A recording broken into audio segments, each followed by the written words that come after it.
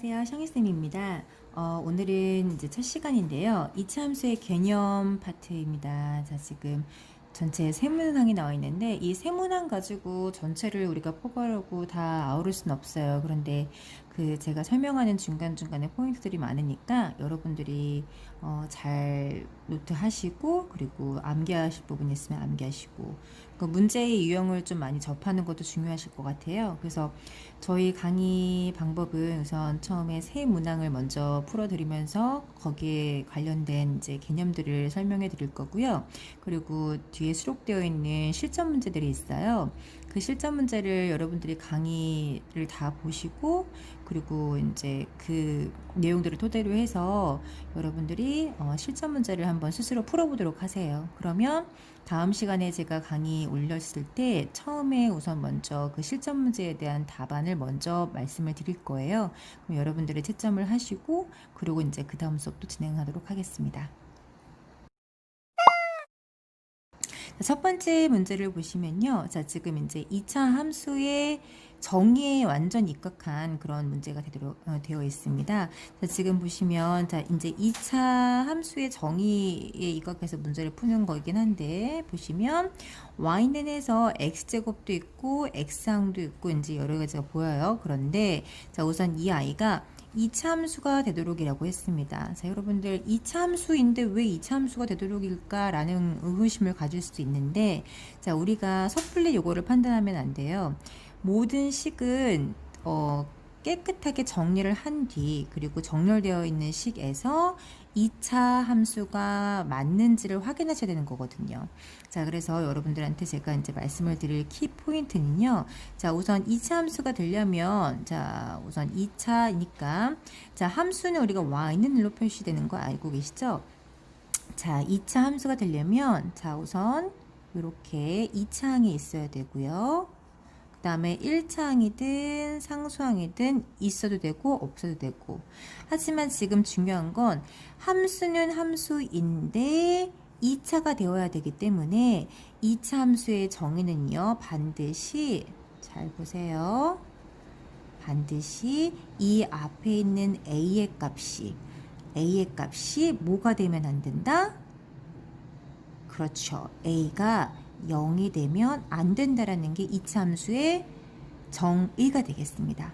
자, 여러분들 이런 문제를 이제 만나시게 되시면 반드시 우선 제일 먼저 2차 항이 살아있는지 여부를 보시면 될 것 같아요. 왜냐? a의 값이 만약에 그러니까 0이 아니게 되면, 그러니까 0이 아니게 되면 2차 항이 살아있는 거지만 a가 만약에 0이라고 한다면 2차 항이 사라지면서 얘는 1차 또는 상수함수가 되고 말거든요. 아시겠죠? 그래서 이 문제의 포인트는 요런 꼴이라고 생각하시면 되시고요. 문제 한번 들어가도록 하겠습니다. 자, 식을 초반에 제가 말씀드린 것처럼 이 아이를 먼저 정리하셔야 됩니다. 자, a-2 자, 문제를 먼저 써 드릴게요. 자, 이렇게 x-x의 제곱 플러스 1이야. 그리고 이 아이를 전개를 해주시면요. 자, 순차적으로 할게요. 자, 이렇게 되는 거죠. 2x의 제곱 플러스 3x 마이너스 3x의 제곱 플러스 1. 자, 그리고 나서 우리 할 일은 무엇이냐? 항을 정리합니다. 내림차순으로요. 차수가 높은 거에서 낮은 거 순서대로 여러분들이 이거를 정리하시면 되시겠어요. 자, 그런데 자, 지금 동류항을 보이시죠? 이 아이가 지금 동류항이에요. 특히나 이 아이 같은 경우는 계산까지 가능하시죠?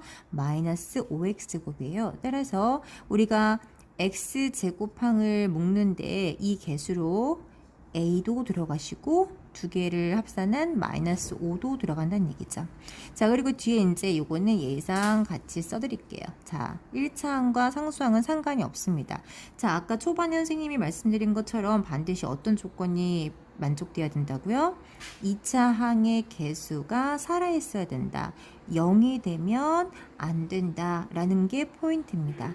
따라서 a-5는 0이 되면 안 되니 a의 값은 5가 되면 안 된다는 결론이 나오죠. 자, 1번부터 5번까지 중에 답은 5번이 되겠죠. 네, 그 다음 두 번째 문제 보도록 하겠습니다.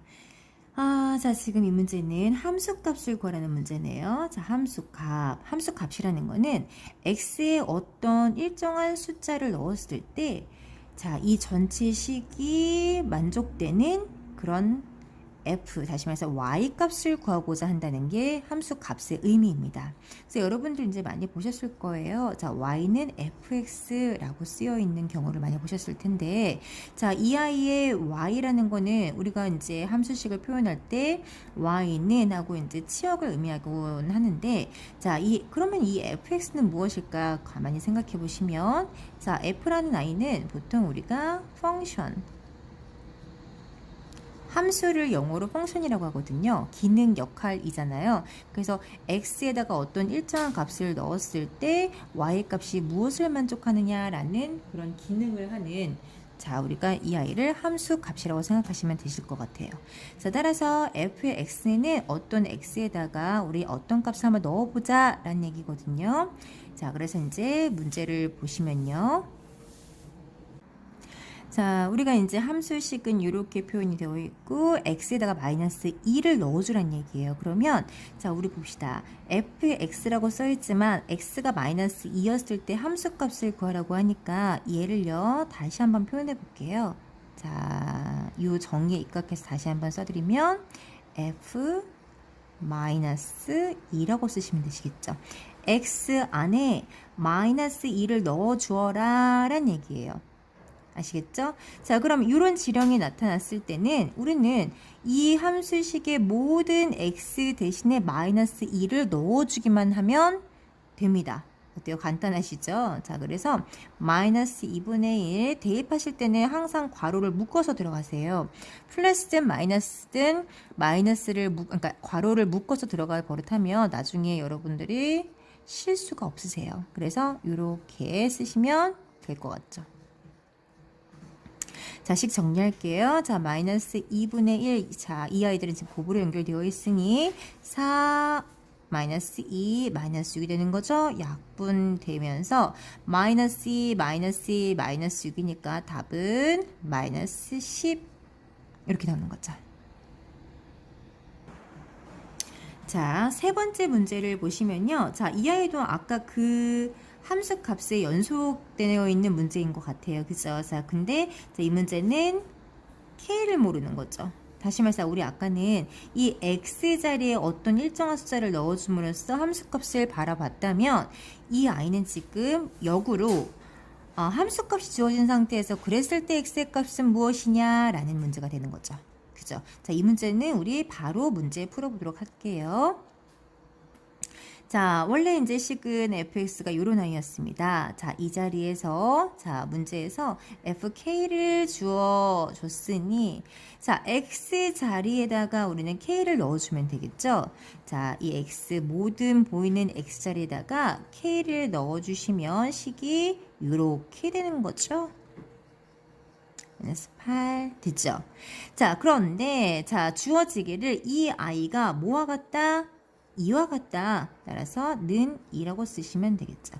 자, 우리는 이제 요식을 가지고 k의 값을 구하시면 되겠습니다. 그 중에서도 양수 k를요. 자, 식을 한번 정리해 보도록 하시면요. 자, k제곱 마이너스 3k. 자, 2차 반드시 되시겠죠. 자, 2를 이항시키면 마이너스 10 이퀄 0이 되는 거죠. 자, 여러분들 이거 많이 연습하셨죠? 자, 우선 곱해서 마이너스 10이 나오고 더했을 때 마이너스 3이 나오는 아이를 찾아주시면 될 것 같아요. 따라서 KK 누구누구 2, 5, 10 이렇게 쓰는 거죠. 5, 2, 10 이렇게 쓸게요. 자, 마이너스는 어디다가 자, 결론이 마이너스 값이 나와야 되는 거니 큰 수에다가 마이너스를 붙여주시면 되겠죠. 괜찮죠? 자, 그러면 인수분해 하시면 k-5 k 플러스 2 이퀄 0.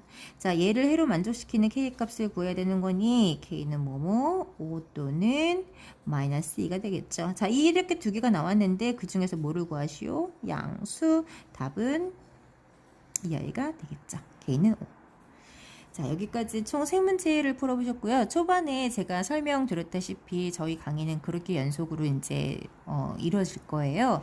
자, 따라서 그 밑에 실전 문제를 한번 풀어보시고 다음 시간 영상에서 자, 답도 한번 맞춰보시고 자, 여러분들 함수의 정의 정확하게 인지하시고 넘어갔으면 좋겠습니다.